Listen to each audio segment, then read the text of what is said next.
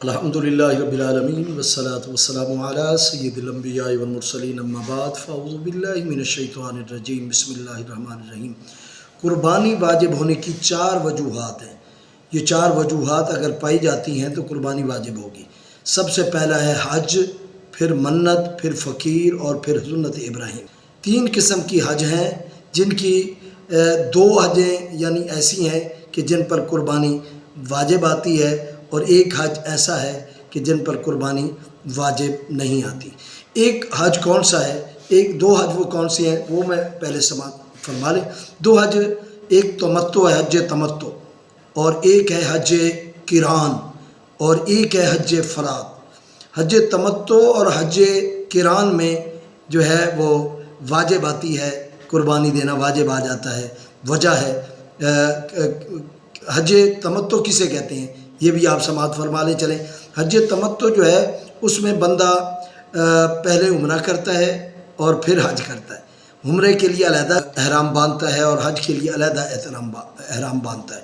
اور دوسری ہے حج قران، اس میں ایک ہی جو ہے احرام سے وہ عمرہ بھی کرتا ہے پہلے اور پھر حج بھی کرتا ہے۔ تو کیونکہ یہ حج اور عمرہ دونوں کر رہا ہے لہٰذا دم شکر واجب آتا ہے، تو لہٰذا اسے جو ہے وہ دینی ہوگی، قربانی دینی ہوگی، قربانی اس پر واجب ہو۔ دوسری کون سی وجہ ہے؟ دوسری وجہ ہے منت۔ منت پر بھی قربانی واجب ہو جاتی ہے۔ منت کیا ہے؟ منت بندہ کہہ دیتا ہے کہ اونچی آواز سے، اتنی آواز سے کہ اس کے اپنے کان سن سکیں۔ وہ کہتا ہے کہ مجھ پر لازم ہے کہ میں اللہ کی راہ میں ایک جانور جو ہے وہ قربان کروں۔ تو یا ایسا ہو کہ میرا بیٹا ہے، اس کی نوکری لگ جائے تو میں ایک جانور اللہ کی راہ میں قربان کروں گا۔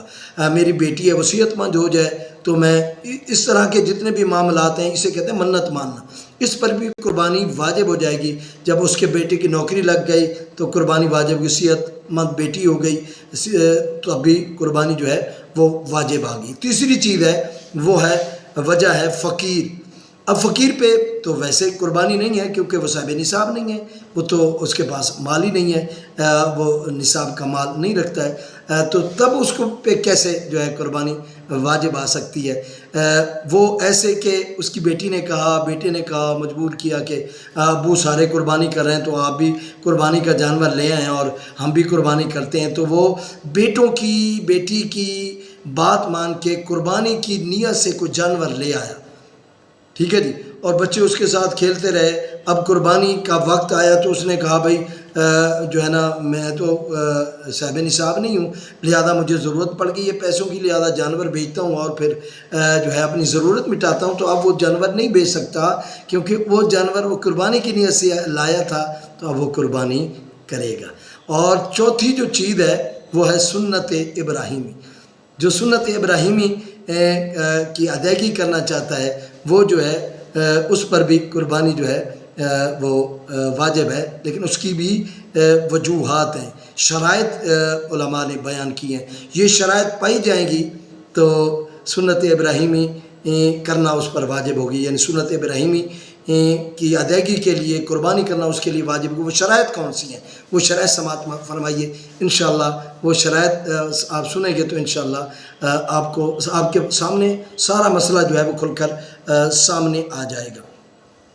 پہلی جو شرط ہے وہ ہے عاقل اور بالغ ہونا۔ پہلی شرط ہے عاقل اور بالغ ہونا۔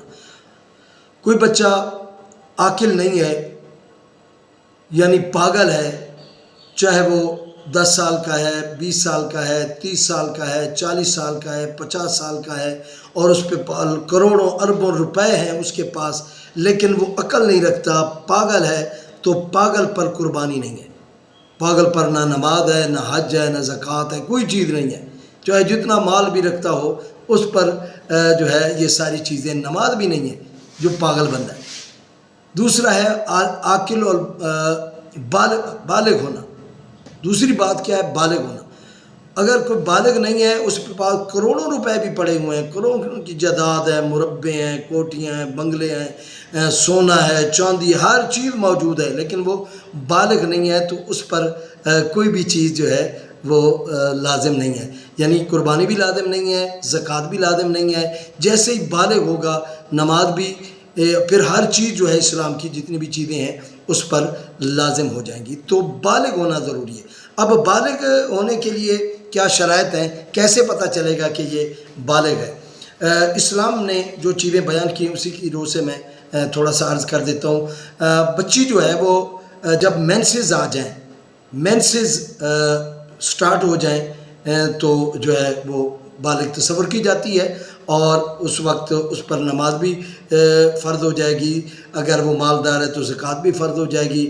اگر وہ صاحب نصاب ہے تو قربانی بھی اس کے لیے واجب ہو جائے گی. لیکن اگر وہ بالغ نہیں ہے، نابالغ ہے، تو پھر کچھ بھی چاہے بچی ہے چاہے بچہ ہے نہیں ہوگا. اگر یہ وجوہات نہیں ہیں، یہ تو بچی کے لیے تھی. بچے کے لیے کیا ہے؟ 12 سے 15 سال کے درمیان اگر اسے احتلام وغیرہ آ جاتا ہے تو یہ پایا جا رہا ہے کہ یہ بندہ، اگر نہ بچی کو مینسز آ رہے ہیں نہ بچے کو جو ہے وہ احتلام آ رہا ہے تو پھر کیا دیکھا جائے گا؟ عمر دیکھی جائے گی. 15 سال اسلام نے 15 سال یا 16 سال جو ہے وہ مقرر کیے. 15 یا 16 سال کی عمر میں وہ بچہ جو ہے، بچی ہے یا بچہ ہے، وہ بالغ ہو جائے گا، اور اب وہ مال رکھتا ہے تو اس پر قربانی اور زکوٰۃ واجب ہوگی، ورنہ جو ہے نماز اور باقی تمام تر چیزیں جو ہیں اس پر واجب ہو جائیں گی. یہ تو ہو گیا بالغ والا معاملہ. دوسری جو چیز ہے وہ ہے مسلمان ہونا. مسلمان ہونا بھی شرط ہے قربانی کے لیے، کیونکہ مسلمان ہوگا تو قربانی ہوگی. اگر مسلمان نہیں ہے، کافر پر قربانی ہے ہی نہیں. کوئی کافر ہے تو کوئی قربانی نہیں ہے. مسلمان ہوگا، کلمہ پڑھے گا. کسی نے 70 سال میں کلمہ، یا 80 سال میں یا 60 سال میں کلمہ پڑھا، اب جیسے ہی کلمہ پڑھا اب اس پر ساری چیزیں آئیں گی. اب اسے جو ہے نماز بھی پڑھنی ہوگی، ٹھیک ہے جی. اگر وہ صاحب نصاب ہے زکوٰۃ بھی دینی ہوگی. اگر وہ استطاعت رکھتا ہے تو حج بھی کرنا ہوگا، جہاد میں بھی جانا ہوگا. اور اگر وہ صاحب نصاب ہے تو اسے جو ہے قربانی بھی لازم آئے گی. اور تیسری چیز ہے مقیم ہونا. تیسری شرط کیا ہے؟ علماء نے کہا ہے کہ بندہ گھر میں بھی موجود ہو، مسافر نہ ہو. مسافر پر بھی قربانی نہیں ہے. یاد رکھیے گا، مسافر پر قربانی نہیں ہے. اور مسافر کب ہوتا ہے بندہ؟ 92 کلومیٹر سے 92 کلومیٹر یا 92 کلومیٹر سے اوپر کا وہ سفر کرتا ہے تو پھر وہ مسافر ہو جاتا ہے.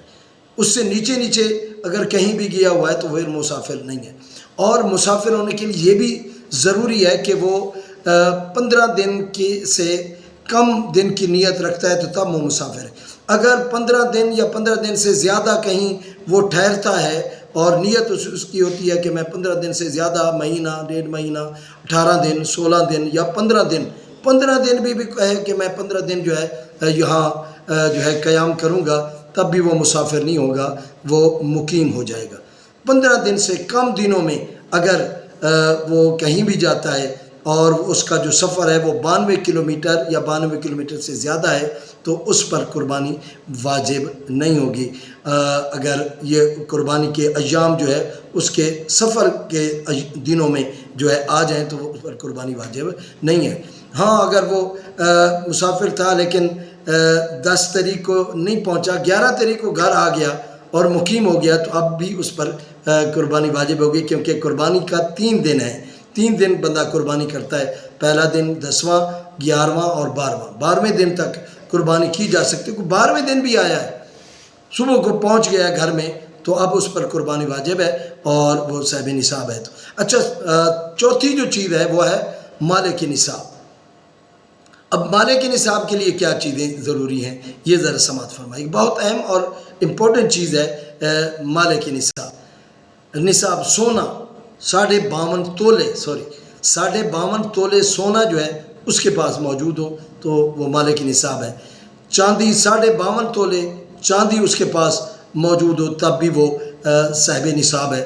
یا یہ ساری چیزیں ملا کے کوئی ایک چیز بن جائے، اگر مکس مال ملا کے کوئی ایک چیز بنتی ہے، یعنی سونا بھی تھوڑا سا ہے، چاندی بھی تھوڑی سی ہے اور باقی نقدی مال جو ہے وہ بھی تھوڑا سا ہے، کوئی ایک چیز بن جاتی ہے. یعنی چاندی جیسے اس کی قیمت کم ہے، چاندی بن جاتی ہے 52.5 تولے تو وہ صاحب نصاب ہو گیا اور اس نے قربانی کرنی ہوگی. اور یاد رکھیے یہ چیزیں جو ہے یہ آپ کے استعمال سے زیادہ کا جو مال ہے اس پر جو ہے نصاب بنے گا.